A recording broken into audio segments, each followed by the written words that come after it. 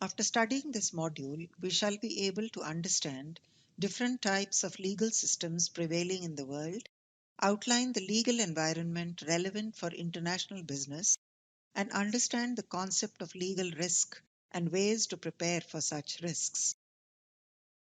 Laws of the land directly affect the international business wherever they operate. Legal environment refers to the legal system working in a country.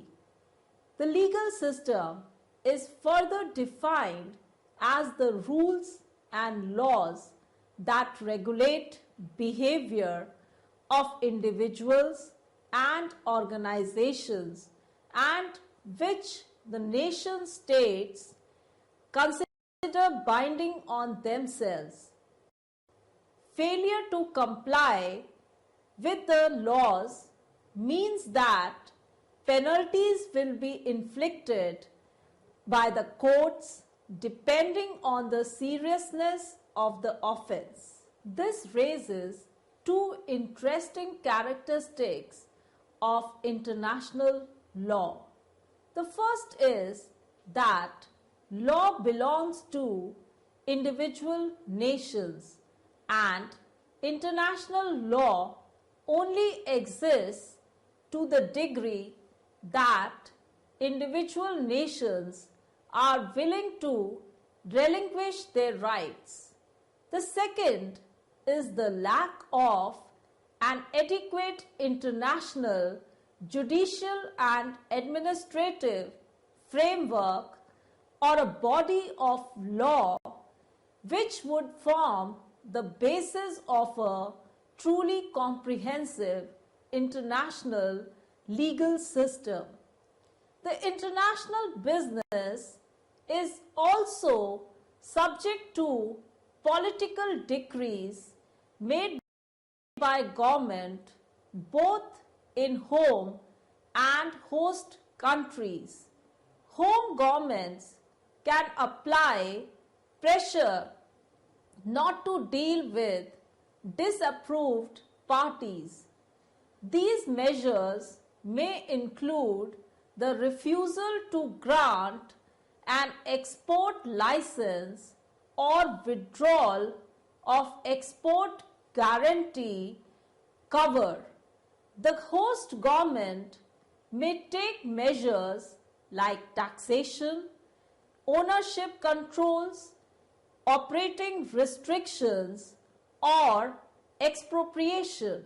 Thus, for example, the advertising laws in Germany are so strict that it is best advised for the international marketer to get himself a good legal counsel before framing his advertising strategy in Germany.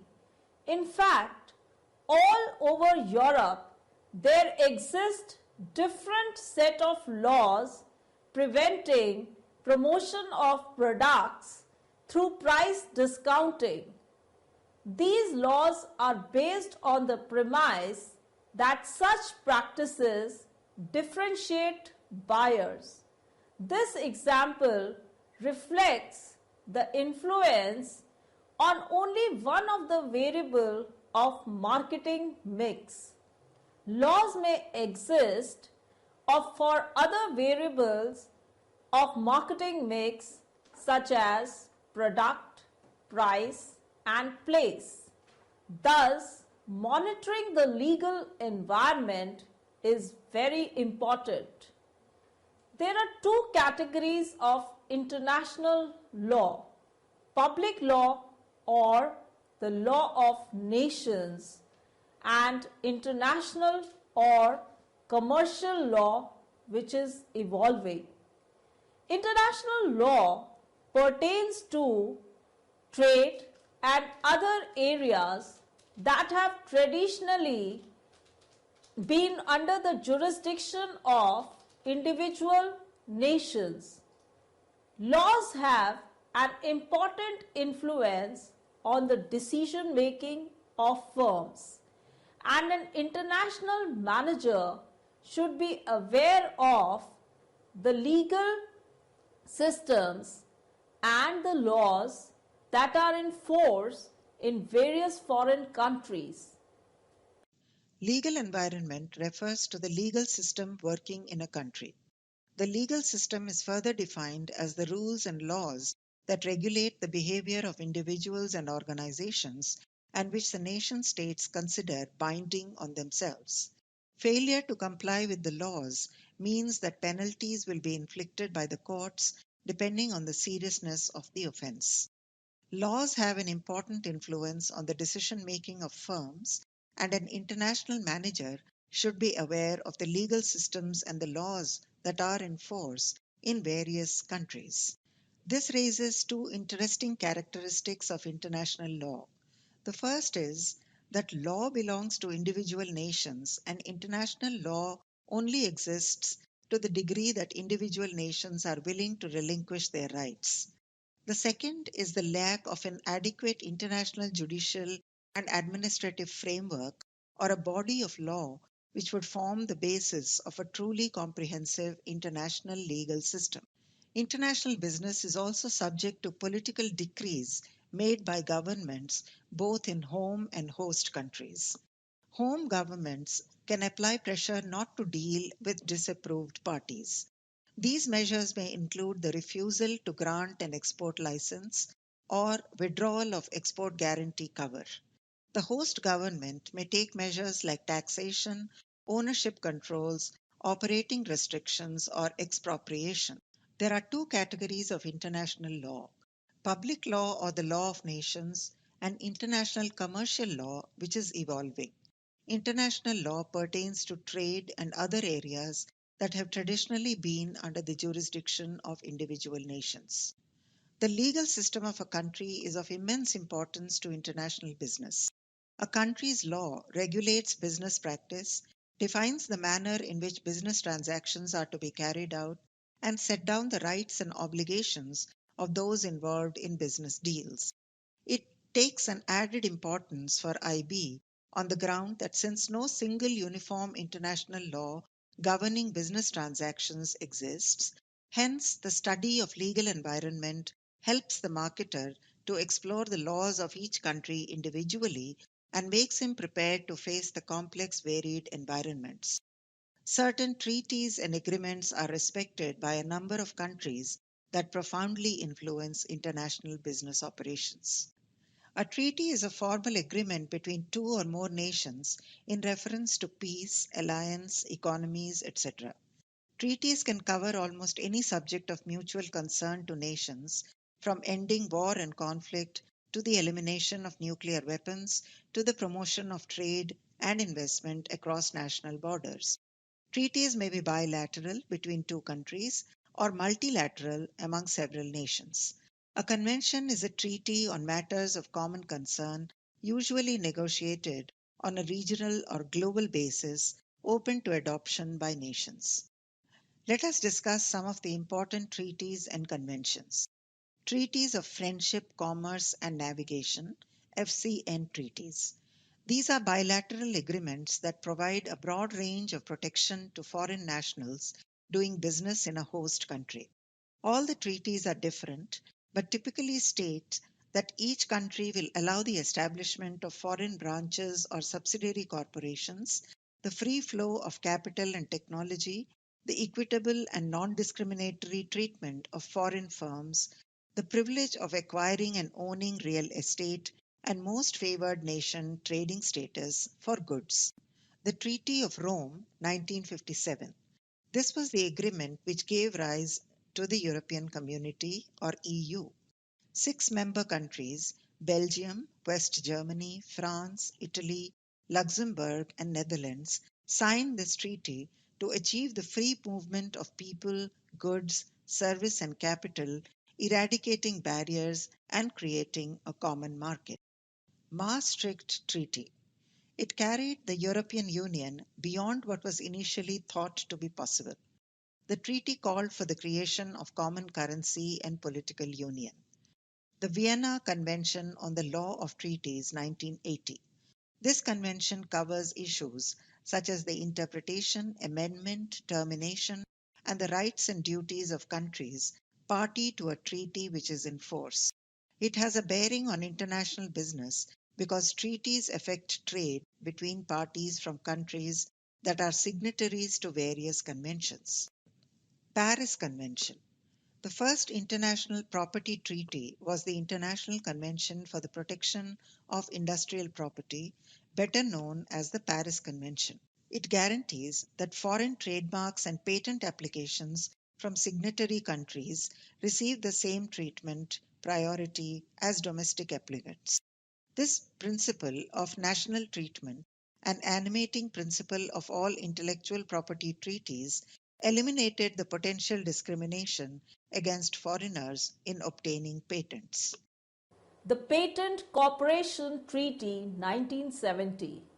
This treaty supplemented the Paris Convention by establishing a centralized patent application process.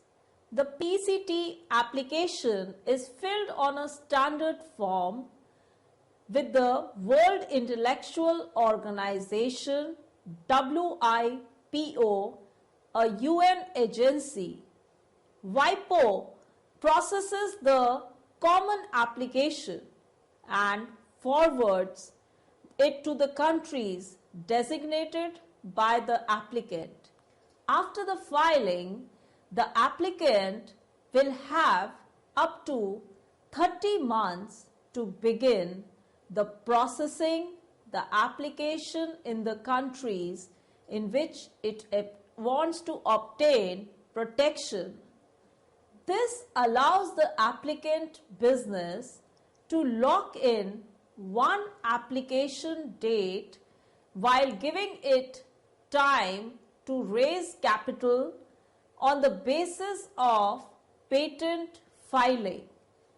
Failing to raise capital, the applicant can work away without having spent needless seems in worldwide patent processing.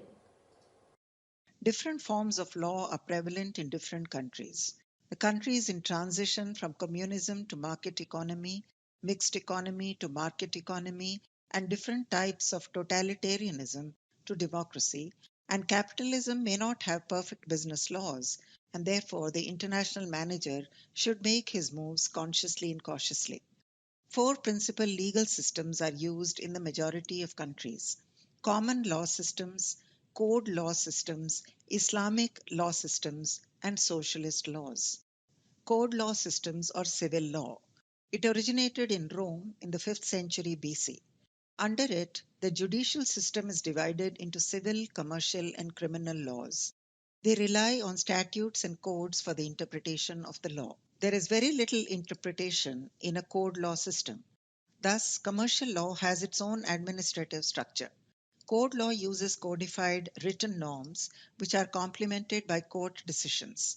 The majority of the world's governments, Central and South America, some Western European countries, and some Asian and African countries rely on some form of code law system. Theocratic law or Islamic law, Sharia systems. In this case, law is based on religious teachings. They rely on the legal interpretation of the Quran and the words of Muhammad. Islamic legal systems hold that God established a natural law that embodies all justice. Islamic law was earlier a guiding factor for ethical behavior, but subsequently it was extended to commercial transactions. Under this law, a bank cannot demand interest on deposits, but they can charge a fee in the form of profit sharing with either the depositor or borrower, as the case may be. So it is difficult for multinational companies to operate in countries adopting Islamic law. Socialist laws. They were developed in the ex-Soviet Union after the Russian Revolution of 1917 and later assimilated by other communist states. They are distinguished by the influence of state ownership of the means of production, the pervasive influence of the Communist Party, and the ties between the legal system and national central planning. Since the breakup of the Soviet Union, socialist laws have mostly faded except in countries such as Cuba and North Korea. Legal systems address both criminal and civil law. Criminal law addresses stealing and other illegal activities. Civil law addresses the enforcement of contracts and other procedural guidelines. Civil laws regulating business contracts and transactions are usually called commercial laws. International businesses are generally more concerned with differences in commercial laws across different countries. For example, who is responsible if a shipper delivers goods that are not up to standards and the contract fails to address the issue? What if the ship on which goods are being transported is lost at sea? What if the goods arrive so late so as to be worthless? What if a government limits foreign participation in a construction project after a foreign company has spent millions of dollars designing the project? Sometimes the boundary between criminal and civil law will also be different across countries. A significant example of the new uniformity measures of codification is the acceptance of the Uniform Commercial Code by 49 states in the United States of America, which codifies a body of specially designed rules covering commercial conduct. Laws governing intellectual property offer the most striking differences between common law and code law systems. Under common law, ownership is established. For example, are the officers of a company liable for actions that take place while they are on duty? When a chemical tank leaked in Bhopal, in India. Let us discuss the various forms of legal risks which an international manager has to face. These are jurisdiction. Company personnel working abroad should understand the extent to which they are subject to the jurisdiction of host country courts. When a transaction crosses boundaries, which nation's law should be applied needs to be understood. If a dispute arises under such a contract, it must be heard by a neutral party, such as a court or arbitration tribunal. Therefore, the parties should be clear about which nation's law applies to them and should be specified in a jurisdictional clause. All economic activity within a nation is governed by the nation's laws. When a transaction crosses boundaries, which nation's laws should be applied needs to be understood. If a dispute arises under such a contract, it must be heard by a neutral party, such as a court or arbitration tribunal. Therefore, the parties should be clear about which nation's laws apply to them and should be specified in a jurisdictional clause. In Japan, legal confrontations are very rare. Japan's population of lawyers is low, which makes it difficult to obtain evidence from legal opponents. Also, rules against class action suits and contingency free arrangements make it difficult to bring suit against a person or a company. These are disadvantages of the Japan's legal system, but it supports the cultural values of building long-term business ties based on trust. In the United States, there is a strong belief in the use of explicit contracts and a reliance on the legal system to resolve problems in business. In other countries such as China, a business person who tries to cover all possible problems or contingencies in a contract may be viewed as untrustworthy.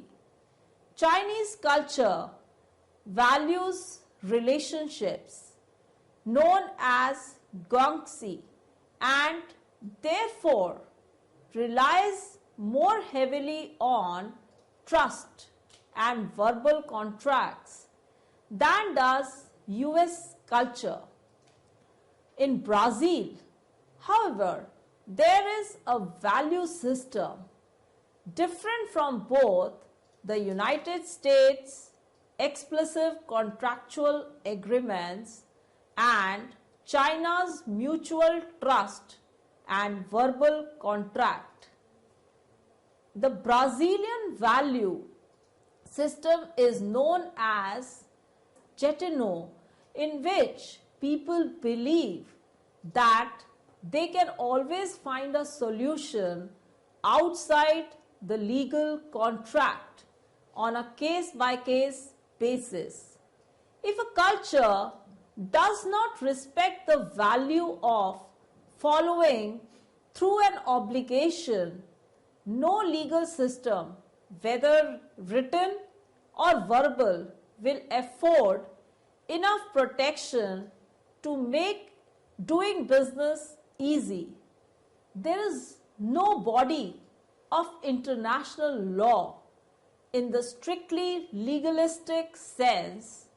The key to evaluate an international contract and to determine which country's law will apply and where any conflicts will be resolved.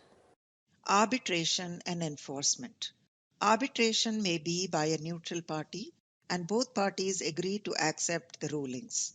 However, if one of the parties does not fulfill its contracted requirements and does not respond to or accept arbitration, there is little the injured party can do. There is no international police to force a foreign company to pay damages. Intellectual property laws. Property that results from people's intellectual talent and abilities is called intellectual property and includes designs, novels, patents, trademarks, copyrights, computer software, etc. The philosophy behind intellectual property laws is to reward the originator of an invention, book, music record, clothes design, etc., for his or her idea and effort. Such laws are a very important stimulus to innovation and creative work. It is possible to establish ownership rights over intellectual property through patents, copyrights, and trademarks. A patent grants the inventor of a new product or process exclusive rights of manufacture, use, or sale of that invention. Copyrights are the legal rights of authors, composers, playwrights, artists, and publishers to publish and disperse their work as they wish. Trademarks are designs and names often officially registered by which business people designate and differentiate their products. In 2007, the Organization for Economic Cooperation and Development (OECD) released a report estimating the annual value of international, physical, trade and counterfeited consumer products at approximately $200 billion. This equals around 2% of the entire world trade and exceeds the GDP of 150 countries. Apart from hurting legitimate businesses and trade, intellectual property infringement leads to the loss of government tax revenue. Piracy is most rampant in software industry.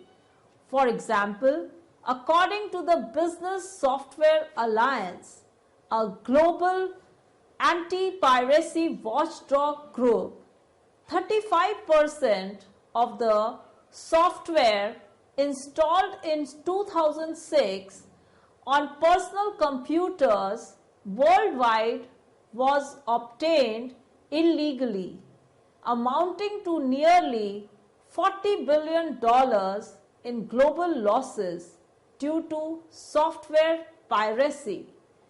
In percentage terms, Central or Eastern Europe topped the piracy rate at 68% of all software used, followed by Latin America at 66%, Middle East or Africa at 60%, Asia Pacific at 50%, the European Union at 36% and North America at 22%.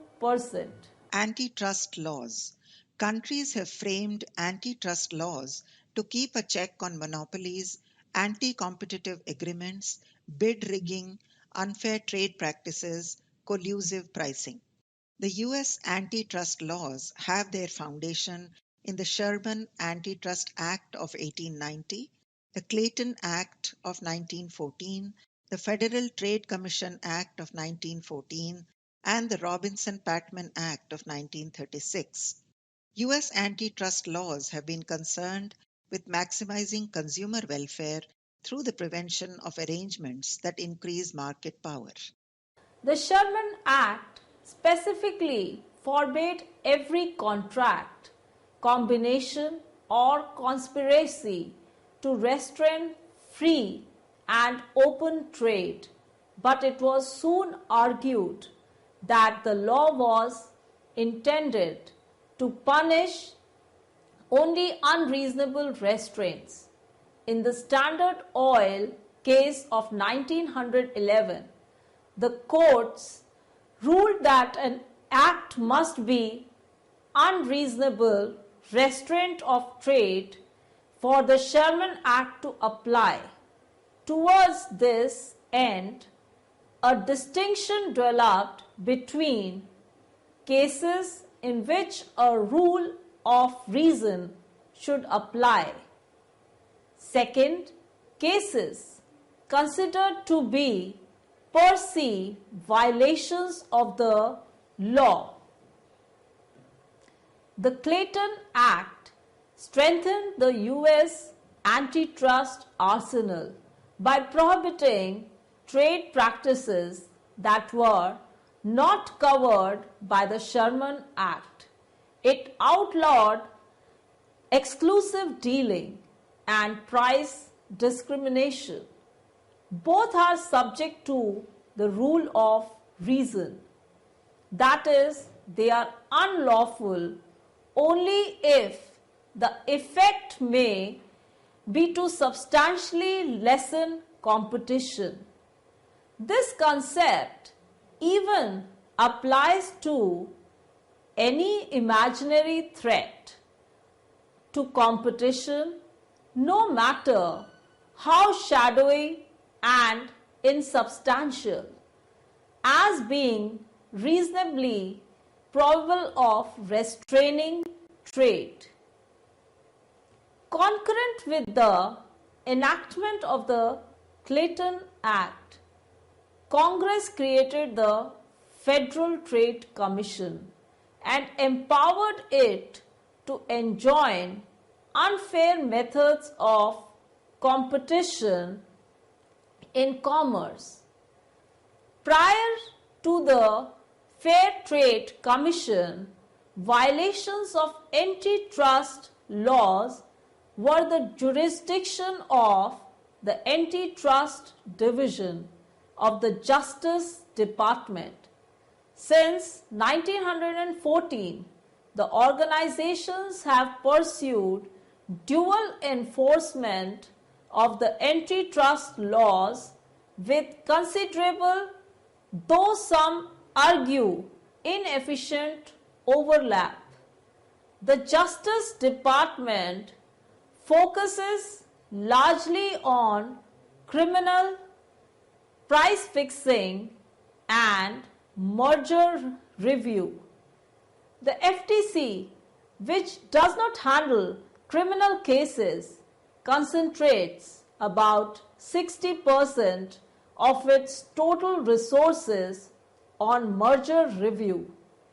The US antitrust laws were originally aimed at domestic monopolies and cartels, although the Act expressively extends coverage to commerce with foreign nations. Besides the United States antitrust forces, other countries have an organization that settles antitrust cases. The European Union is no exception. While the EU does not apply its antitrust laws extraterritorially outside the region, its laws are applied not only to EU member country companies but also to foreign companies as long as their corporate action has antitrust implications within the EU community. In India, we have the Competition Commission of India under the Competition Act, which tries to curb anti-competitive practices and also keeps a check on collusive agreements and one-sided contracts. By far, the easiest way to assure what laws will apply in a contract is to clearly state the applicable law in the contract. If both a home country producer and a foreign distributor agree that the producer's national laws of contracts will apply to a contract for the sale of goods, then both can operate with a similar understanding of the legal requirements that they face. Similarly, to assure a venue that will interpret these laws in an expected manner, international contracts should stipulate the location of the court or arbitration system that will be relied upon for resolving conflicts that may arise. Let us now summarize what we have learned in this module. In this module, we have learned about the legal environment, which refers to the legal system working in a country and its importance. Some important treaties and conventions that we have discussed are Treaties of Friendship, Commerce and Navigation, FCN treaties, the Treaty of Rome 1957, Maastricht Treaty, the Vienna Convention on the Law of Treaties 1980, Paris Convention, and the Patent Cooperation Treaty 1970. We have also discussed the different types of legal systems, that is, common law system, code, written law systems, civil law, theocratic law or Islamic law Sharia systems, and socialist laws, different forms of legal risks and enforcement, intellectual property laws, and antitrust laws.